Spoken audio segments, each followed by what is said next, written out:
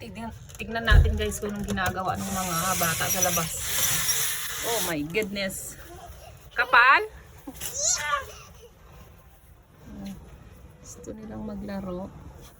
Eh sabi kung maglaro. Sasabay. Sige, ang lamig-lamig eh. Oh my goodness. Nandun sa likod si kuya nyo eh. Habang naglalaro. Ayan. Saswabol daw sila. Kapal guys.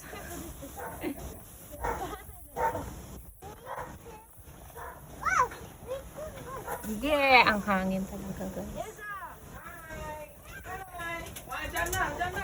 Ang hangin.